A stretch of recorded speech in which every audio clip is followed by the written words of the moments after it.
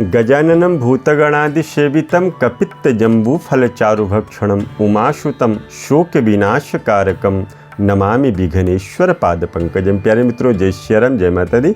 मित्रों, आज आपसे चर्चा करते हैं, दीपावली का पावन पर्व आ रहा है और हम लोग खरीदने के लिए जाते हैं, बहुत सी वस्तुओं को, सामग्रियों को जुटाते हैं, घर को सजाते हैं, पर इसमें जो महत्वपूर्ण अंग है भगवान गणेश और लक्ष्मी को लाने का, उसी विषय पे करेंगे चर्चा।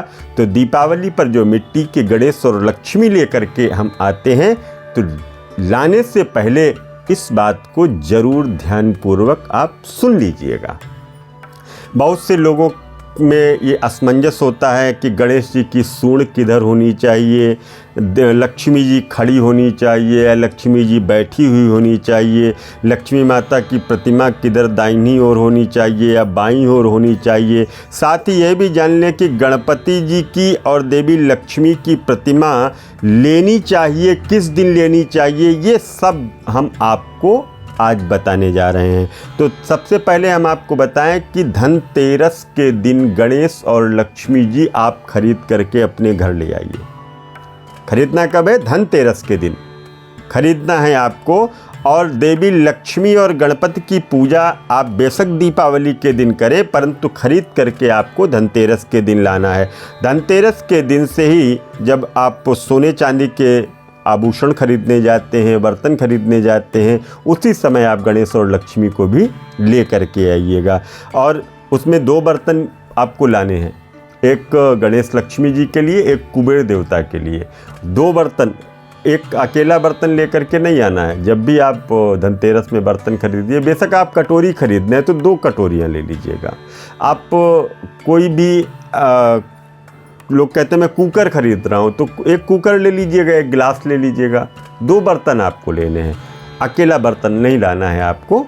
तो इस बात का भी आपको ध्यान रखना है। और धनतेरस की खरीद पर जब आप चीज़ों को लेकर के घर आते हैं, तो उसमें कुबेर देवता का और भगवती लक्ष्मी का पूजन उस दिन किया जाता है। तो सबसे पहले हम आपको बताएं कि घर में लक्ष्मी जी और गणेश जी किस तरह के लाने चाहिए। तो गणेश जी की मूर्ति ऐसी होनी चाहिए कि गणेश जी की मूर्ति जब लेने आप जाएं तो उनकी सूंड दाईं ओर मुड़ी होनी चाहिए, दाहिनी ओर मुड़ी होनी चाहिए। अगर आप व्यावसायिक पूजा में भगवान गणेश की प्रतिमा रख रहे हैं, ऐसी प्रतिमा लें जिसमें गणेश जी की सूंड बाईं ओर मुड़ी हो और गणपति जी पीले रंग के हों, और घर पे ले रहे हैं तो दाहिनी ओर हो, सूंड जो है दाहिनी ओर हो, और प्रतिष्ठान में बाईं ओर सूंड हो तो शुभकारी होता है। और गणपति के हाथों में मोदक हो, जनेऊ को धारण कर रखा हो और पीले कलर का उनके ऊपर वस्त्र इत्यादि जो बना देते हैं रंग से, वो पीले कलर का होना चाहिए। और साथ में चूहा जरूर होना चाहिए। तो ऐसी मूर्ति आप अपने घर पर लेकर के आइए। और लक्ष्मी जी की बात करें तो लक्ष्मी जी कमल का फूल पर विराजमान हो या कमल के पुष्प को उन्होंने हाथ में ले रखा हो। उनका जो रंग वस्त्र होता है वो गुलाबी कलर का होना चाहिए और उनके हाथ में कमल फूल होना चाहिए या कमल पे बैठी हुई कमलासन लक्ष्मी होनी चाहिए, क्योंकि कमलासन लक्ष्मी जो होती हैं उन्हीं का हम पूजन करते हैं। कमल के ऊपर बैठी हुई लक्ष्मी का पूजन करते हैं। अलग अलग होनी चाहिए दोनों प्रतिमा। एक साथ में बहुत सी जगह होता है कि एक जगह गणेश और एक जगह लक्ष्मी, एक में ही प्रतिमाएं बनी होती हैं, ऐसी नहीं।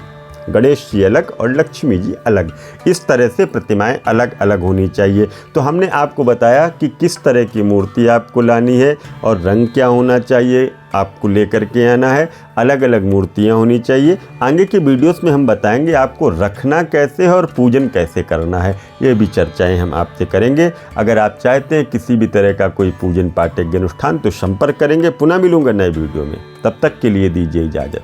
जय श्री राम।